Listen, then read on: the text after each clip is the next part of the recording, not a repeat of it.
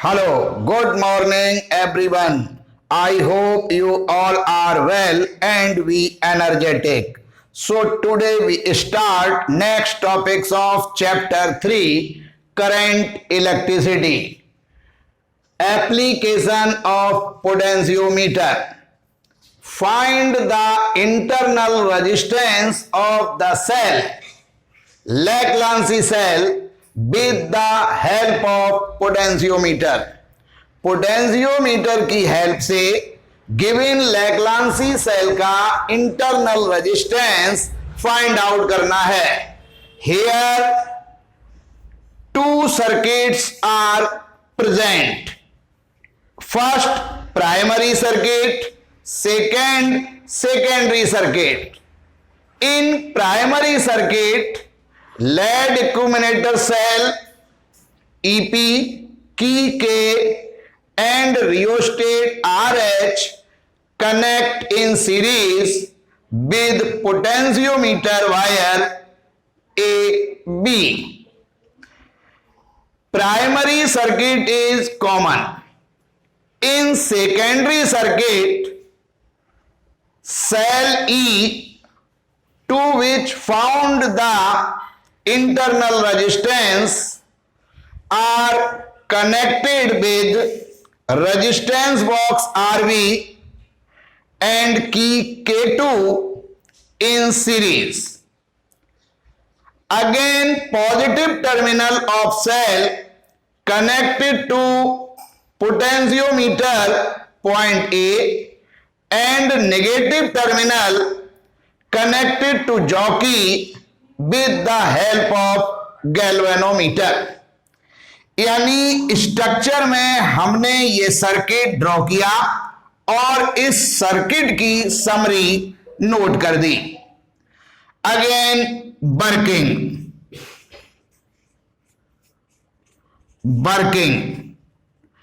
Initially K1 की is on, K2 की is off. With the help of jockey, find the null point J1 and balancing length L1.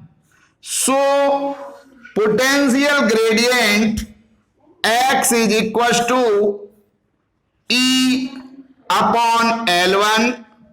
So, EMF of cell E is equals to XL1 equation first.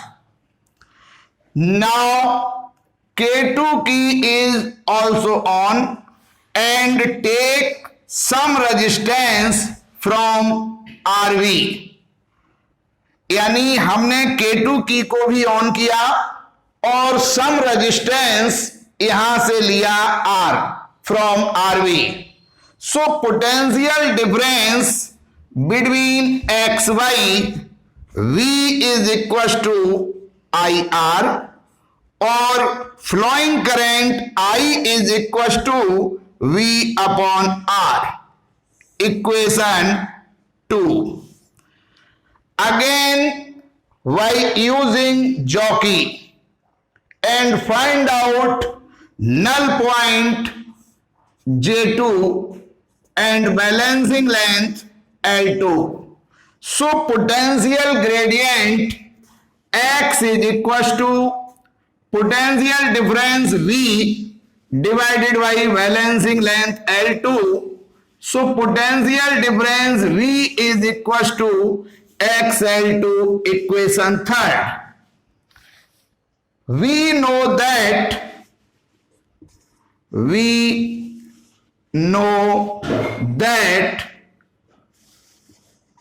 EMF of cell E is equals to I R plus small r. Here I flowing current, R take resistance from RV and small r internal resistance of the given cell.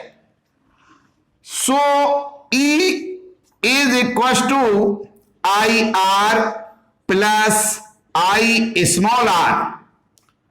We know that IR is equals to V.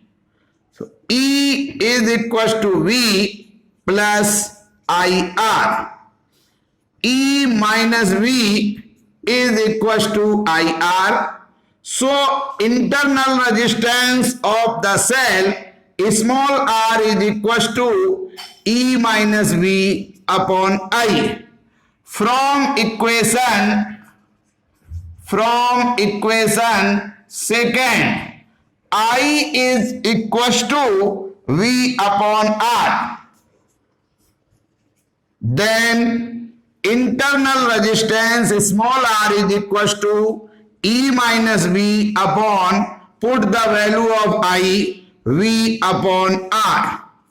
यहां पर ये जो internal resistance of given cell find out हुआ, लेकिन in the term of EMF, potential difference and take resistance from RV. Put the values of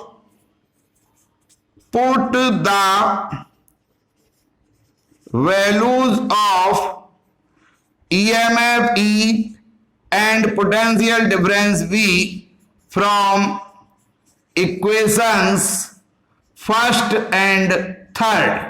first equation में EMF की value और third equation में पोटेंशियल डिफरेंस की value जो हमने find out की, वो वैल्यू इस इक्वेशन में पुट करेंगे.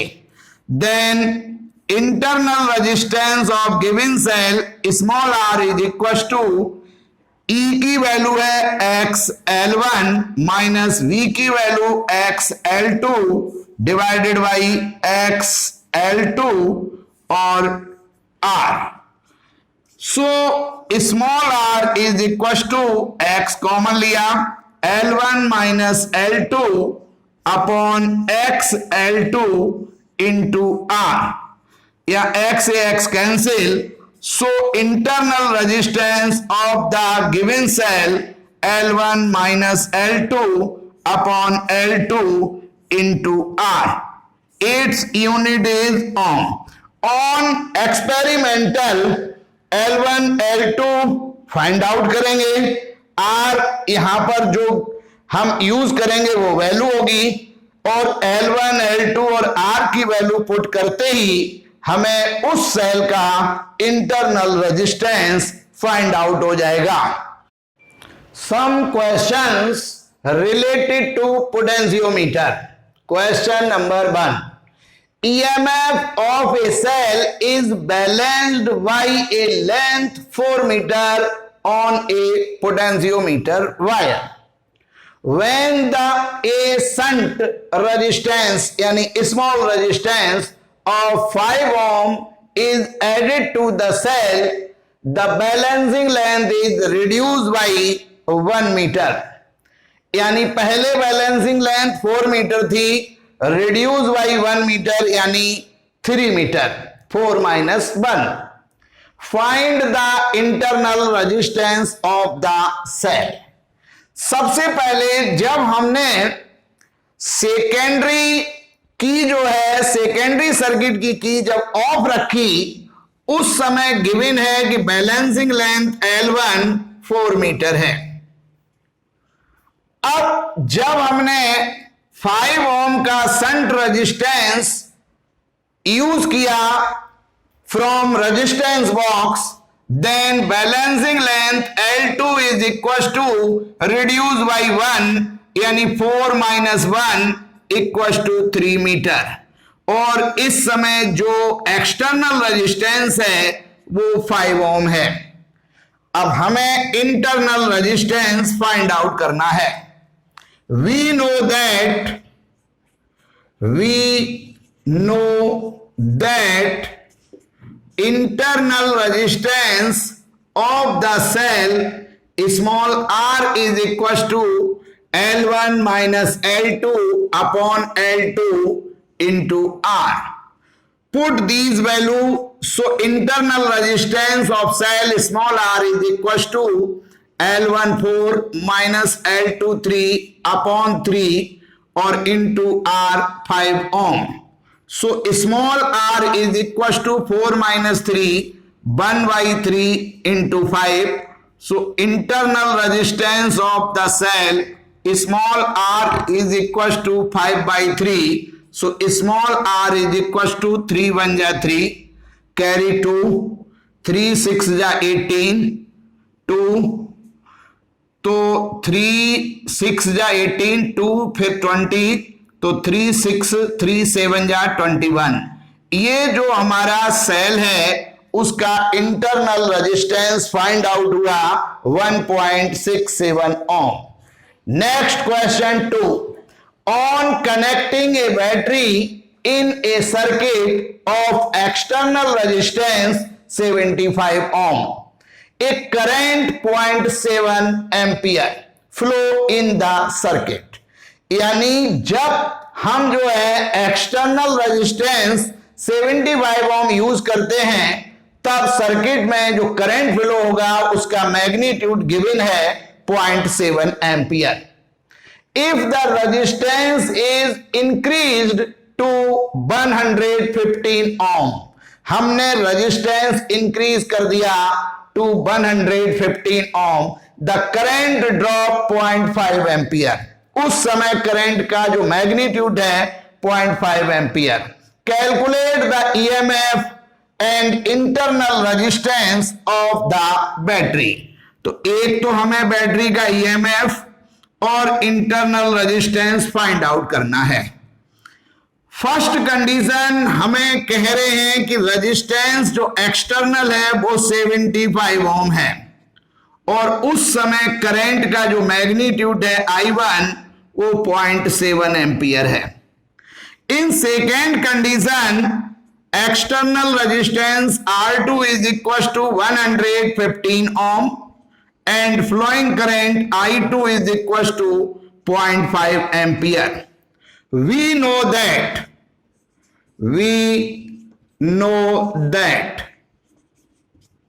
EMF of the cell E is equals to I, external resistance plus internal resistance. For first case, E is equals to current I1 when external resistance R1. तो E is equals to I1 की value है 0.7, R1 75 plus small r equation first.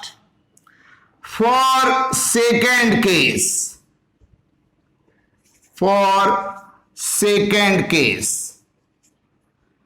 यानी E is equals to अब current I2 when external resistance R2, so EMF of the battery E is equals to I2 यानी 0.5 bracket 115 ohm plus small r. मैंने दोनों case use करके cell का EMF find out कर लिया. From equations first and second we get, हमने यहां पर देखा कि LHS सेम है, सो RHS is also same. So 0.7 bracket 75 plus small r is equal to 0.5 bracket 115 plus small r.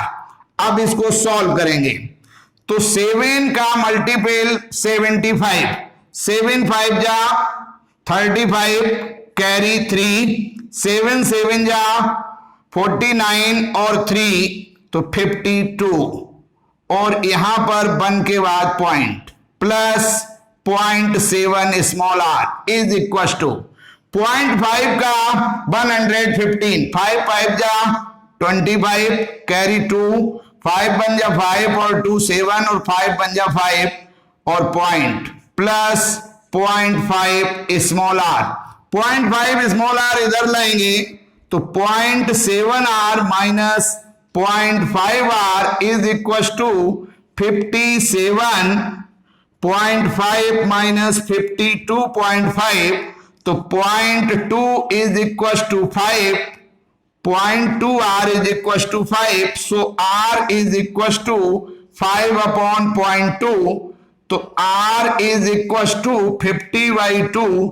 तो हमारा जो बैटरी है उसका इंटरनल रेजिस्टेंस गिवन हो गया 25 ओम। अब इस इंटरनल रेजिस्टेंस की जो वैल्यू है वो हम इक्वेशन फर्स्ट और सेकेंड में पुट कर दें। From put the value of small r in equation second. So E is equals to 0.5 115 plus small r यानी 25। तो E is equals to 0.5 into 5 5 10 carry 1 4 1। तो E is equals to 5 0 5 4 जा 20 2 5 1 जा 5 और 2 7, यानी हमारा जो EMF है वो 70 वोल्ट है और इंटरनल रेजिस्टेंस है वो 25 ohm. Question number 3, current flowing in the primary circuit of a potentiometer is 2 ampere. Resistance of the per meter wire is rho is equals to 0.2 ohm per meter. When 1 ampere current passed through the coil, potential difference across its terminals is balanced by 2.5 meter length of the wire. Calculate the resistance of the coil.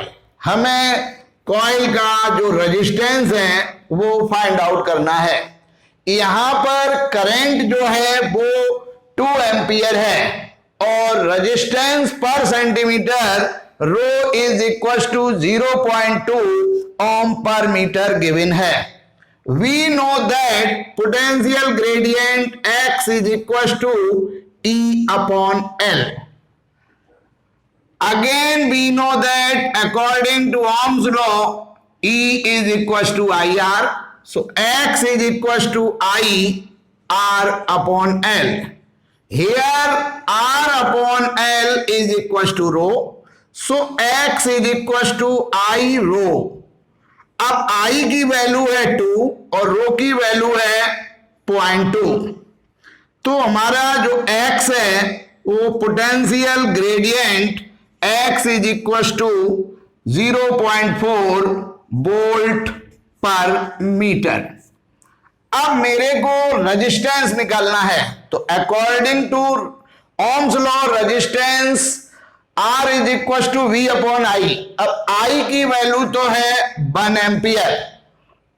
अब potential difference find out करना है, so potential difference V is equal to X और जो हमारी length है तो वो है 2.5 मीटर XL।